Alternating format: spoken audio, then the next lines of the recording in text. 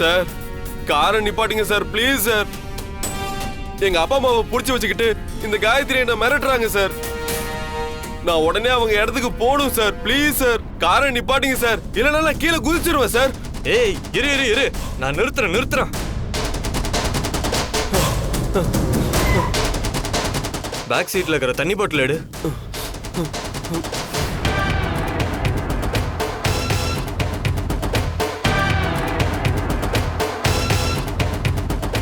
Sir இந்தாங்க sir.